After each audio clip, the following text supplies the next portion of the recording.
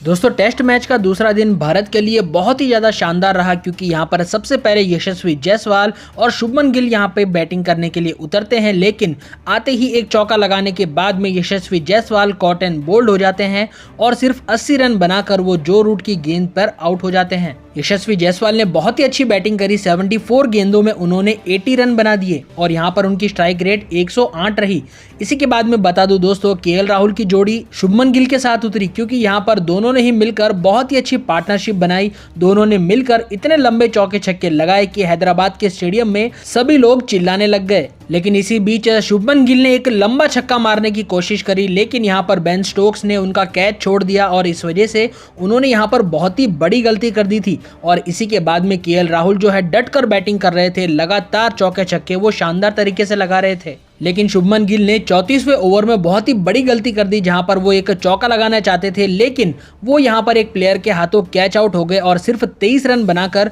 उन्हें यहां पर पवेलियन की ओर लौटना पड़ा। लेकिन दूसरी तरफ केएल राहुल पूरे फॉर्म में आ चुके थे और लगातार वो चौके छक्के लगाए जा रहे थे और यहीं पर उनका साथ देने के लिए श्रेयस अय्यर आए, जिन्होंने उनका भरपूर साथ दिया और उन्होंने भी काफी ज्यादा चौके छक्के लगाए। इसी बीच में कई बार कैच पकड़ने की भी बारी आई, लेकिन इंग्लैंड के प्लेयर से कई बार गलती हो गई और इसी का फायदा उठाकर केएल राहुल ने बहुत ही जल्दी अपनी हाफ सेंचुरी को पूरा कर लिया। इसी के साथ में पहले सेशन की समाप्ति हुई जहां पर 27 ओवर आज के दिन खेले गए थे पहले सेशन में और कुल 103 रन बनाए। वहीं पर भारत के 2 विकेट गिर गए थे। लेकिन लंच के बाद में दोस्तों और भी धुआंधार यहां पर प्रदर्शन चालू हो गया क्योंकि दोनों ही प्लेयर्स मिलकर काफी अच्छी तरीके से बैटिंग कर रहे थे और एक यहां पर साझेदारी करने की कोशिश कर रहे थे। लेकिन श्रेयस अय्यर ने काफी बड़ी गलती कर दी यहां पर 52वें ओवर में, जहां पर उन्होंने एक लंबा छक्का लगाने की कोशिश करी, लेकिन बाउंड्री पर खड़े फील्डर ने उन्हें कैच आउट कर लिया और श्रेयस अय्यर मात्र 35 रन बनाकर यहां पर पवेलियन की ओर लौट गए। यहां भारत जो है इंग्लैंड से अभी 2 रनों से पीछे चल रहा था, लेकिन इसके बावजूद केएल राहुल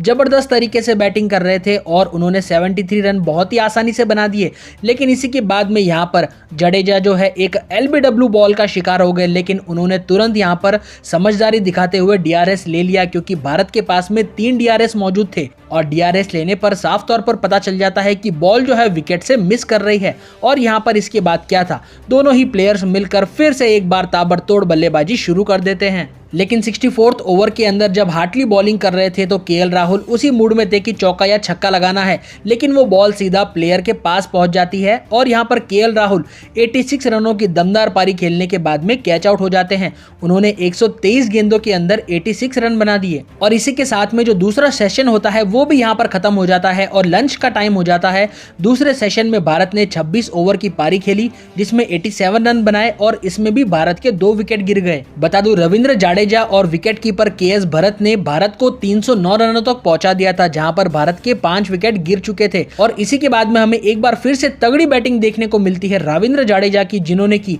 बहुत ही शानदार तरीके से अपनी हाफ सेंचुरी को पूरा किया। और लंच के बाद में रविंद्र जाडेजा की बहुत ही अच्छी बैटिंग देखने को मिलती है, लेकिन जब वो 49 रनों पर थे उसी समय पर एक बॉल आकर सीधा उनके पैड से टकरा जाती है और यहां पर इंग्लैंड के प्लेयर जो है आउट की मांग करते हैं। लेकिन उसी समय पर रविंद्र जाडेजा एक और डीआरएस की मांग करते हैं और तुरंत थर्ड एम्पायर के पास पहुंच जाते हैं। साफ तौर पर यहां दिख जाता है कि जो बॉल है वो बैट को टच होके गई थी और इसी वजह से अंपायर को यहां पर अपना डिसीजन बदलना पड़ जाता है। और फिर अगली ही गेंद पर एक आसानी से 1 रन लेकर रविंद्र जाडेजा अपनी हाफ सेंचुरी पूरी करते हैं और अपने बल्ले को यहां पर तलवार की तरह घुमाकर सभी लोगों को दिखा देते हैं कि वो भी यहां पर आज किसी से कम नहीं है। केएस भरत और रविंद्र जाडेजा की पार्टनरशिप 100 रनों तक पहुंच जाती है और भारत यहां पर इंग्लैंड से 110 रन आगे पहुंच जाता है। लेकिन फिर 88 ओवर के अंदर केएस भरत जो रूट की गेंद का शिकार हो जाते हैं और यहां पर एम्पायर से मांग करने पर एम्पायर तुरंत आउट का इशारा करते हैं। लेकिन जब थर्ड एम्पायर के पास में जाया जाता है तो बॉल जो है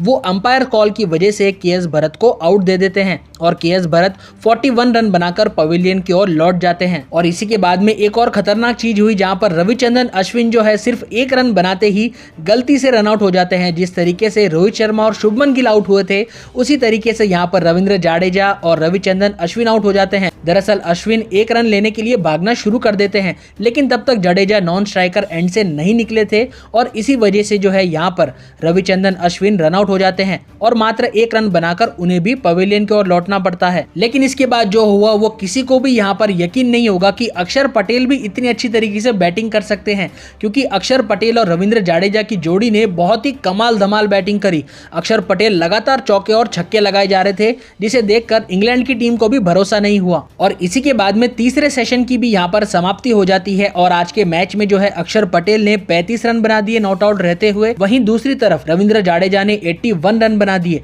बता दूं भारत का भी स्कोर 421 पे चल रहा है 7 विकेट्स के नुकसान पर और भारत ने अभी तक 110 ओवर खेल लिए हैं। तो अब ये कल पता चलेगा कि भारत जो है कितने रन और यहाँ पर जोड़ पाता है। और रविंद्र जाडेजा की बैटिंग देखकर ऐसा लग नहीं रहा है कि कल वो रुकने वाले हैं और पक्का लग रहा है कि कल वो अपनी सेंचुरी को काफी आसानी से पूरा कर लेंगे।